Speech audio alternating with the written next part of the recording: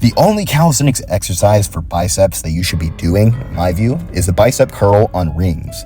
It's kind of similar to weight training, where there's the one base movement, just the bicep curl, and there's all kinds of variations, often which are actually inferior to the base movement itself.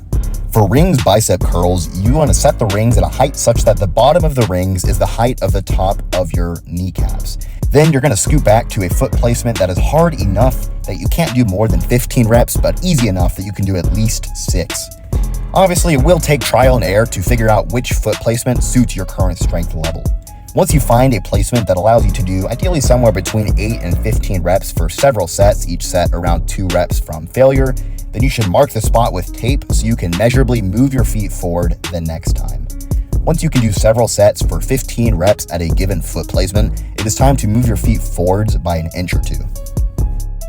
As for the movement itself, you will begin with your feet in the predetermined position, as we just discussed, and lean back while holding onto the ring such that your arms are straight and your body is in a straight line.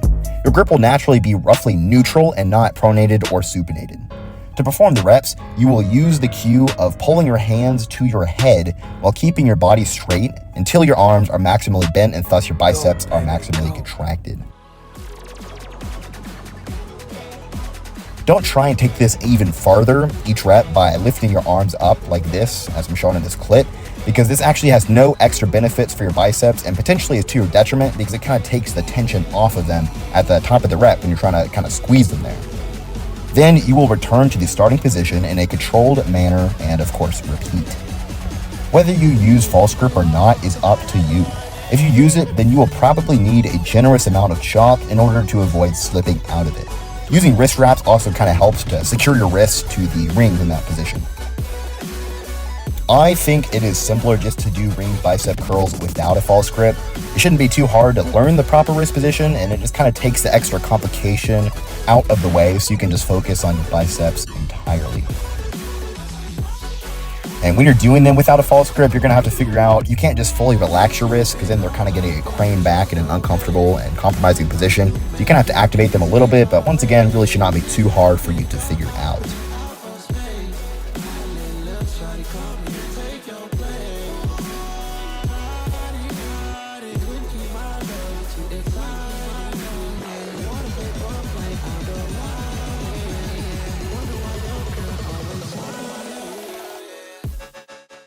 I know I included Hefesto bicep curls in my first arms training video, but I do not recommend using them in your program anymore because they have a lot of disadvantages compared to the regular version, and they don't actually offer any unique benefits to balance this out. Go ahead and watch my video on hypertrophy training if you want to understand what makes an exercise optimal or less optimal for the purpose of building muscle.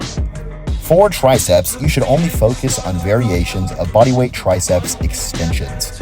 Every other triceps exercise in calisthenics is inferior to this for the purpose of building muscle, and if you want to know why, go watch my video on hypertrophy training because in that video I do cover the criteria that must be met for an exercise to be included in your training program.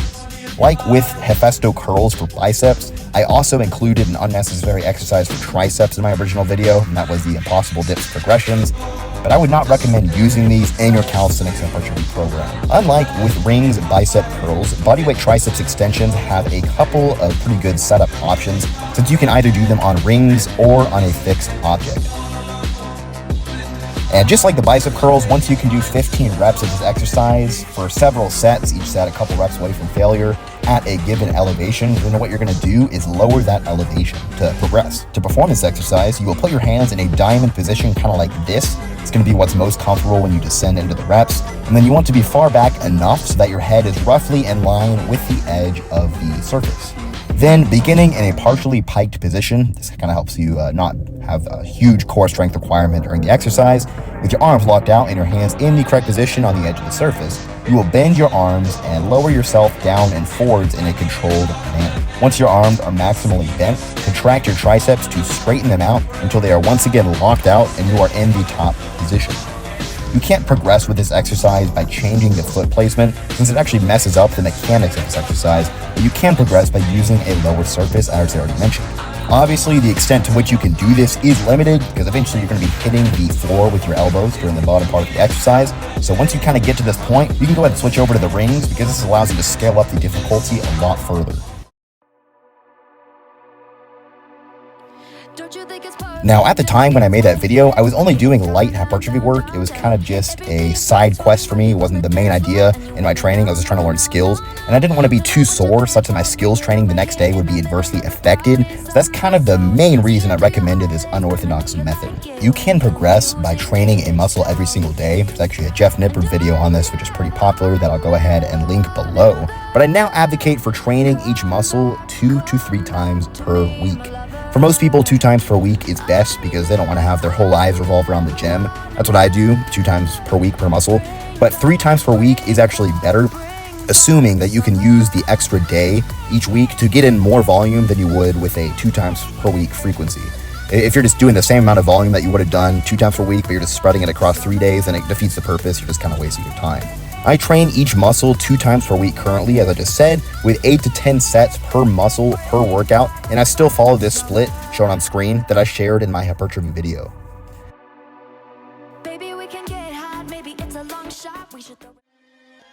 For more on different training splits based on your current schedule and available training days, and go ahead and check out my Calisthenics Hypertrophy program, which is linked in the description. If you like the approach to calisthenics that you've seen in this video, just know that this is only a foretaste of what my program has to offer, as it is the best application of bodybuilding style training to calisthenics that I've currently seen on the market. If you want to take the guesswork out of your training for good, and also gain the right to DM or email me any training questions so I can personally help you, then go ahead and click the top link in the description so you can see if what I have to offer is right for you.